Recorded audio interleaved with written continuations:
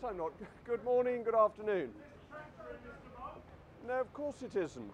It's using the proper procedures of the Conservative Party when the policy that has come forward does not meet what we promised our voters.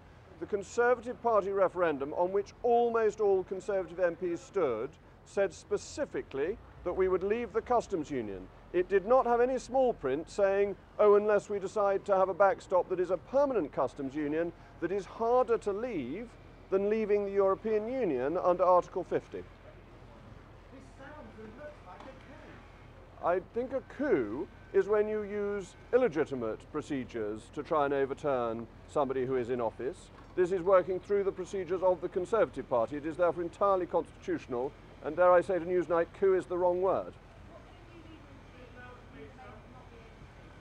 Well, what has been achieved today is not Brexit, and it divides.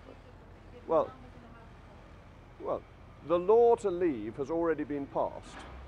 The Withdrawal Act is through, but what we need is a leader who will say to the European Union, it is impossible to divide up the United Kingdom. It is impossible to agree to a situation where we have a perpetual customs union. It is impossible to pay £39 billion of taxpayers' money for a few promises which was meant to be 39 billion for an implementation of a deal, and it is impossible for us to allow the continuing jurisdiction of the European Court of Justice. That the problem is that the negotiations have given away on all the key points. I don't think that's correct. We'll have to wait and see. Laura, please.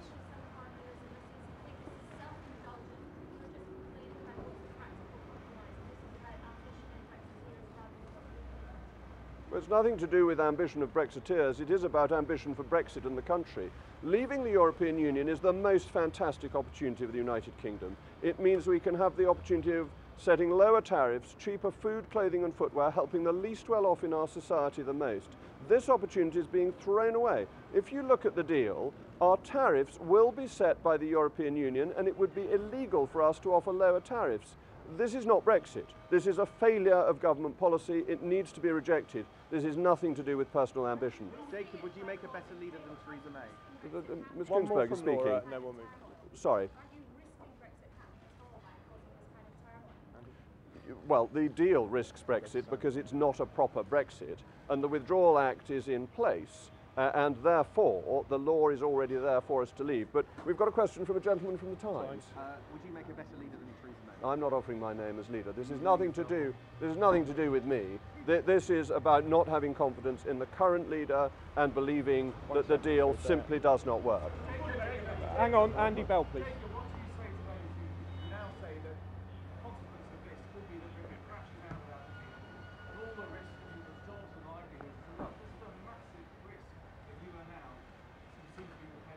We have heard Project Fear again and again. On and on it goes, but that all the aspects of Project Fear so far have been wrong. We were promised a punishment budget. That never happened. We were promised an increase of unemployment by 800,000 by voting to leave. That did not happen. We trade with other countries on World Trade Organization rules. It takes 6 seconds for goods to be cleared at Southampton. We do not need to trade on anything other than WTO rules. That will be an economic success, and we'll be free to determine our own future. Democracy will win. Hang on, sorry, let's have order. We've got plenty of time. Yes, but Mr. Andy Crick Bell, always gets. Oh, you want to know? You've had a go. Mr. Crick. Okay. Who would make a better leader than Mrs. The Conservative Party is likely to be full of talent, and there are many, many people. You asked me that on the stairs coming down, and okay, well, who do you want me to start with? You've got Boris Johnson and David Davis, and you've got Dominic Raab and Esther McVeigh, you've got Penny Mordaunt. You have streams of talent within the Conservative Party who would be very capable of leading a proper Brexit. Jacob, 1, 2, 3. Oh, we've got to have the Telegraph. I think one of the problems was having a Remainer, and that I recognise that compromises will need to be made, but the difficulty with having a Remainer is that people feel the compromises are made in a Remain direction rather than in a Leave direction.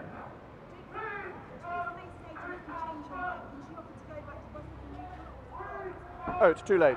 You can't write a letter of no confidence. You can't come to a decision that you have no confidence over many, many months and then wake up the next morning and say it was a Dallas-style dream and I never really did it. So, no. My final decision after the Prime Minister's statement this morning, but I'd come pretty much to the conclusion that this was likely once I'd had the chance to read the papers last night. Can you go to Ross and then Rob, please, and then you?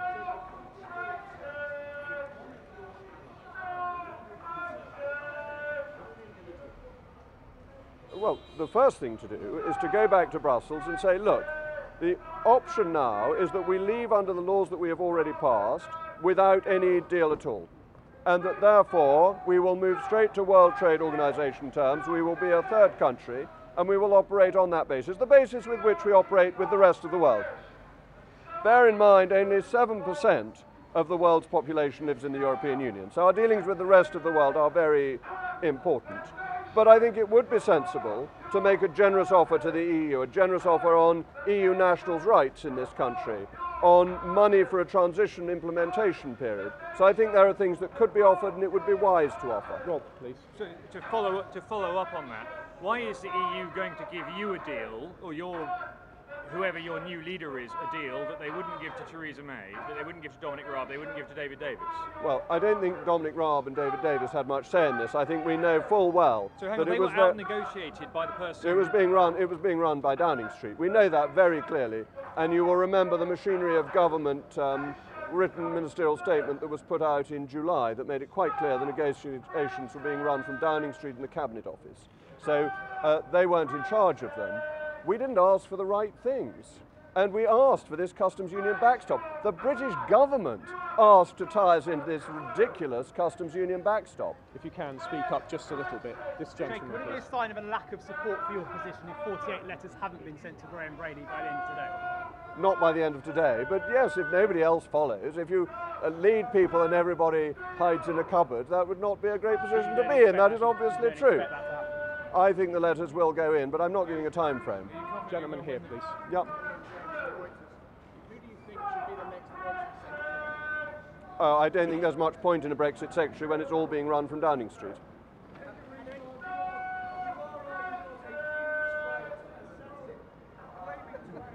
Obviously not. I'm so sorry.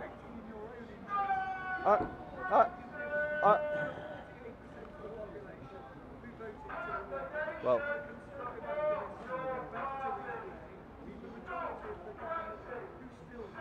Okay. First of all, if you think my suit's pinstriped, you need to clean your spectacles.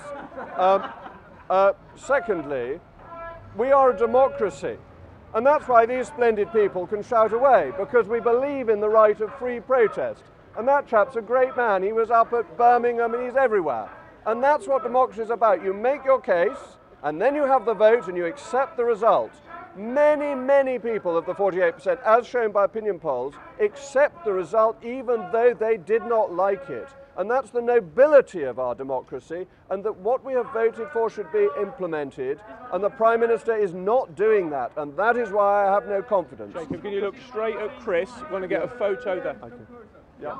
How soon can you get a new leader, do you think? I think it can be done quite quickly. I think the parliamentary processes can be sped up. And bear in mind, the Conservative Party now has a list of members at central office. It doesn't have to go around the country asking who the members are. Oh, not months, but I think weeks. I think it would be unrealistic to do it faster than that. Of course people can change their mind, but how do they indicate they've changed their mind? We have a system, and we know perfectly well that we got this referendum because it was a manifesto commitment in a general election. We then had the referendum, and we then had a general election where both main parties recommitted to implementing the referendum result. So yes, of course, if there were to be a general election and a party were to stand on a platform saying they wanted to reverse the result, that would be democratic. For there to be a cabal, a coup, an attempt to overturn the vote without any of that happening would undermine people's trust and belief in democracy. I think Nick Watt wanted to come in again.